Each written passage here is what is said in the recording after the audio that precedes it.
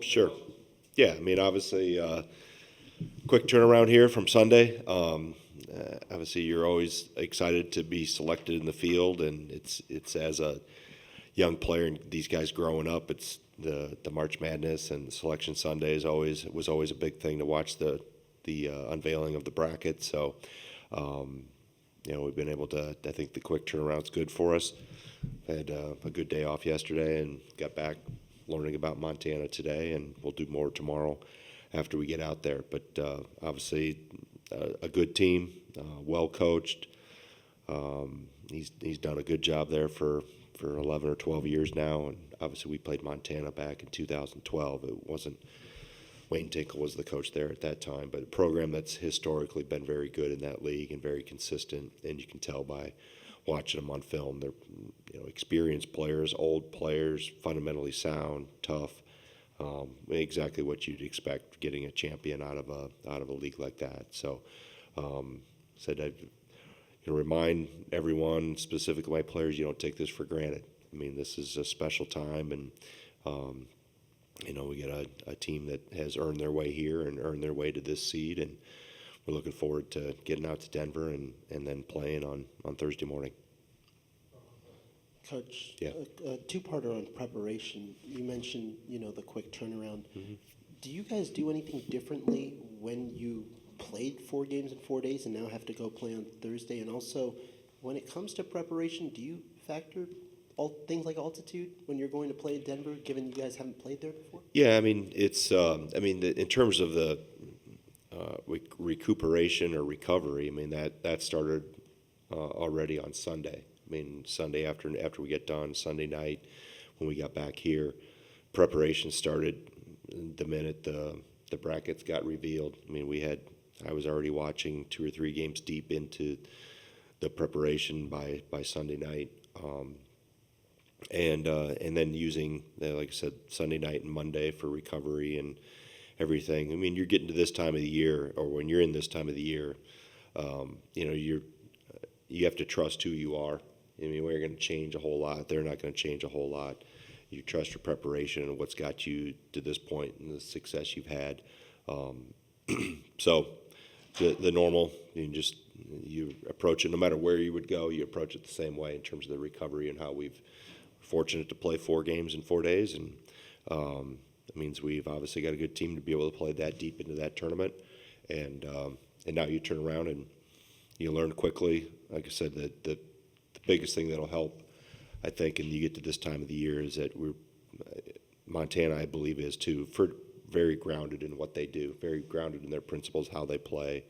No matter which game you turn on, they're trying to do similar things, and I think it's we're much like that in terms of we are who we are, and we have to be a better version of what we've been doing all year. Greg, what encouraged you about what you saw from your team in the Big Ten tournament, and do you kind of chalk up the Michigan game to 4 games in 4 days? I mean, yes and no. I mean, I'll back up Jesse first. The defensive end, we got really good. I mean, we really had some bite back to us, and I thought in all 4 games we were really good defensively. And I think in terms of the Michigan game, I think we took some bad shots, more bad shots than normal, specifically early and specifically from 3. Shots we didn't have to take, took contested shots, and Michigan did a really good job of contesting us. And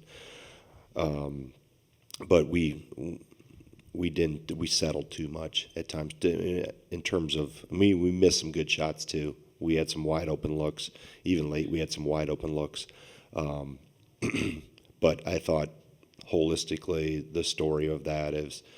We tried to do too much at the rim when they were jump walling, and Vlad may be the best in the country at jump walling there. We needed to play off 2 feet and spray it better and more. And then the threes that we took that we didn't have to necessarily take. So those are the couple things that we took from that film. And what was the other part of your question? Did I answer that first? Okay. Yeah, defensively. Yeah, I thought we were defensively really good, and we're going to have to continue that forward. Coach, 2 months ago, on that defensive part, you mentioned when you guys were in the 40s and the 50s, that was the area you wanted to see this team improve. Do you think you guys are where you need to be defensively now, especially after this week? Well, you're asking a coach, so I'm never going to be satisfied, you know. But we are I think we are in the top 30 now, or close to it.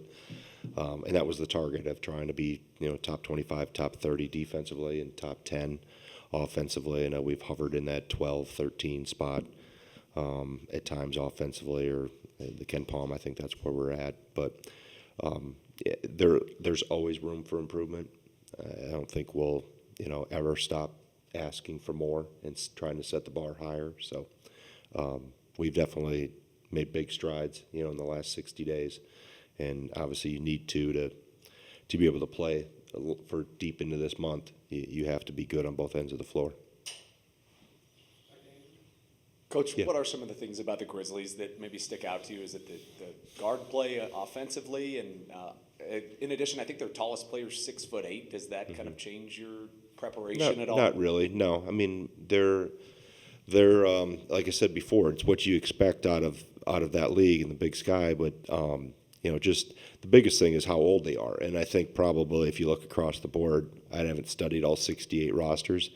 My guess is the vast majority of them are old, just in today's era. That's how you have to be. So they're, you know, from Whitney, their point guard, to guys coming off the bench, you know, there's very few young guys that are playing. And that experience really, as you go through a league like they did, went 15-3, and I know they tied the regular season with Northern Colorado, but won the tiebreaker based on, I think they beat them twice.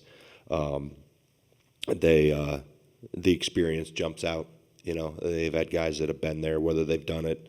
You know, Whitney's done it as the point guard at Montana. He's the all-time wins leader, all-time assist leader. You know, and then they've got other guys. You know, Money Williams can really score. You know, they got their leading scorer coming off the bench. You know, so it's a team that's just, obviously you've watched it. You watch it as you start earlier in the year with some of the games, and you work your way forward to this time of the year, how they've come together, they've grown, they've gotten better. You know, they had some guys hurt or out early in the year when they played like Tennessee and Oregon and Northern Iowa. I don't think they had everybody healthy at that time. So, and they've gotten better. You know, they went on a run there, other than I think losing at Idaho State. They went on a run where they won 14 out of 15 coming down the stretch of their league play. So, and then obviously, regardless of that, you still have to win your conference tournament when you're in that league. So they've been very consistent, I think, in large part due to their maturity and their age. Greg, you said you think the quick turnaround will be good for you guys. What makes you feel that way? Is there a benefit that you can find from playing in Denver on Thursday instead of, you know, a Friday in Milwaukee? Yeah, I think quick turn, go play, right? Don't dwell on, hey, we got to the championship game, we didn't get it done. Now let's go on to next. We get to play in another one. So we just focused on a 4-team, 2-game tournament. So that's what we have. We have to win Thursday if you want to get Saturday. And, you know, as I've always said, that all the bad teams are probably waking up about right now on spring break, you know, somewhere with their feet in the sand, and the really good ones are still playing. So I think the juice we had today in practice, how they've approached it. I have a mature group too, and an old group, so they understand. You turn the page, we learn from it. We know, you know, even if we won on Sunday, it doesn't change, right? What we have to do going forward. So, I thought we got a really good seed. I understand why we got sent to Denver based on the seed lines, with Kentucky, I think Texas Tech, Iowa State all ahead of us at the 3 lines. So. You know, Sunday didn't matter. I don't think even Saturday mattered in terms of the committee's eyes. I think we were locked. So you turn the page and get ready to go play. You talked about the quick turnaround. Last year, I guess you did have a little more time to prepare. It was a Friday night game, but it was kind of the same deal. You get to the Big Ten championship game, and then I imagine you didn't start the way you wanted to. What did you kind of learn from that? All of y'all learn from that experience that maybe you can take into this one, since you're having a similar deal? Well, one, we're healthier than we were a year ago. We were pretty banged up, although we didn't talk about it at the time. We had some guys that were hurting that didn't even literally run until Wednesday. So I think that's one thing. I think this team is built a little differently. in terms of being able to have quick turnarounds. We got more depth. We got quality depth at a lot of positions. And you, like I said, you just learn from it and you move on. And I think quicker you can turn the page. And I would have handled the Friday night game differently in terms of I felt the waiting around, looking back at it all day in the hotel, the 10 o'clock start or whatever we had was not good for us. We didn't come out functioning like we should have and could have. That's a credit to JMU as well, but this team is different. This team is, and we're, knock on wood, we're healthier and fresher than we were a year ago. Coach, after the game, you mentioned shot selection-wise, you thought you guys got pretty good shots. Mm-hmm. You mentioned when you kind of watch back some of the early shots. When you guys are taking as many threes, do you maybe, even though they're good shots, do you question the taking those threes compared to being a little bit more aggressive inside the paint, or do you chalk it up to they're good shots, they didn't go down, they'll go down next? Well, it depends on the quality of the shot, and really it's hard to always make an instantaneous analysis in live time, on those, and specifically when they're on the other end for me, and I can't quite tell distance and space of closeouts and those things, but I thought it was a mix of both. We had more good shots than we took bad shots. We missed more good shots than bad shots that we took. So I think part of that is catching ourselves when we do take them. I still want them aggressive. I mean, you can't win in March if you're not confident and aggressive. And I don't want to micromanage shot selection, but we did take too many unnecessary. There was plenty of time on the shot clock, and we took them in awkward positions, back dribbling, 7-1 right in our face, just shots that are tough shots. That's why they're tough shots, because they're not within the flow of what you did. And look at our assist numbers. We only had 8. Now you'll say, okay, yeah, because you shot 20-some%. You didn't make baskets, so you're not getting. The ball didn't move. We dribbled it, we pounded it too much, and then you result in the byproduct of that is you end up taking poorer shots. And then the same thing of playing in the paint. When we did go there, we needed to play off 2 feet and spray it better and hit. We had shooters open, and we were trying to go through or over 7-1 at the rim, and that's not a recipe for success. This time for a few more here, Coach. You won't water it up. Sure. Greg, I know you always talk about this tournament is about matchups. Mm-hmm. When you as a staff are approaching your advanced scout for a potential second game, knowing that matchup would be very different depending on who wins, how, if at all, does it affect that advanced scout? I don't think it affects the advanced scout. I mean, you scout a team for who they are, right, and what they are. I mean, BYU plays a certain way, VCU plays a certain way. I haven't watched a single nanosecond of either one of them, and I won't until if we can take care of business Thursday. Then we'll see who the opponent is if we're in that position. But they evaluate and watch, again, starting Sunday night, and if we get to a point Thursday mid-afternoon and we know we're advancing, I'll meet with whoever the opponent's scout is and gather information there. But it's not going to change. They're going to watch as much film as their eyes can stand and take as many notes and put together the best report they can, just like they have, for the previous 35, whatever games we played, 37, 30, 35, 26, and 9.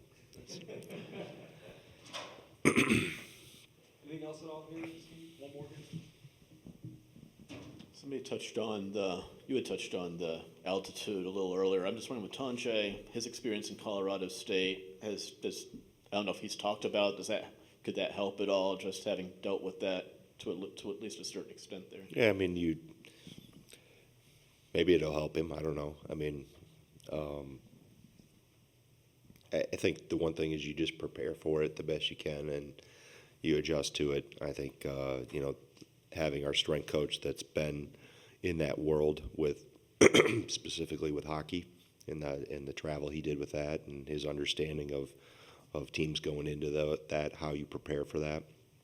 And, hydration, sleep, those type of things are really important as you walk forward. So I've trusted him to put a lot of this preparation in his hands, and he literally, we were in the locker room right after even before the selection show, not knowing where we were going, but he was already had a plan together for how we were going to approach this week. And then as the sites, started to get unveiled, he already had things lined up both here and when we get out there to make sure we're as primed and ready for Thursday morning as we can be.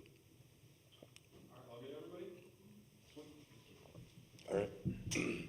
Questions for Steve? Carly? Hey Steve, I know in the beginning of the season, like before it even started, we were talking and you and Klesmet were just saying you had a bad taste in your mouth from last year's NCAA tournament. How do you feel you guys are approaching this year, and how excited are you to create your own journey? Yeah, I think the biggest things we learned from the run we made in the Big Ten tournament last year, just with our bodies and how it feels to make a little bit of a deeper run in that. So just using these days to help our bodies recover, learn from we were a little banged up last year, a little tired going out there. So just trying to recover and get ready for the next tournament. Just in that regard, what have you done differently this week? I know it's early in the week, but Yeah. what have you done differently early this week versus last year, Kitting Mountain? Yeah, yesterday we really didn't do anything on the court. It was more all just about recovery with Coach Jim Snyder, and he did a variety of different things with us. So, yeah, just working with him yesterday, and then today was kind of more of a walkthrough. Not trying to bang our bodies up too much, and then tomorrow we'll get a little bit more into it and let it rip on Thursday. Steve, how much of a challenge do you think it will be to overcome playing 4 games in 4 days Yeah. on Sunday? And obviously it was out there that we could have gone to Milwaukee, played on Friday. You've got to play Thursday morning in Denver. Like, is that something Yeah. you talk about as a team? Because you can't ignore the fact you played 4 games. Yeah, I mean, like I just said earlier to her, we're trying to learn from what we did last year. There's really nothing we can do about it now.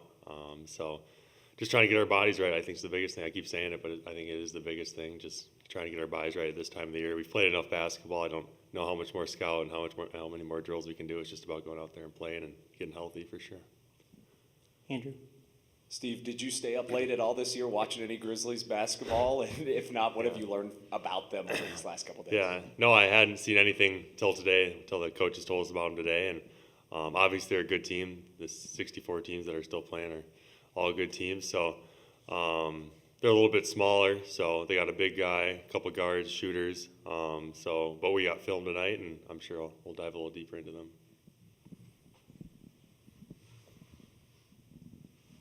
I know John played Colorado State for quite a while. Yeah. Has he given you any tips about dealing with the altitude yet? And what have y'all heard from Coach Snyder? I know.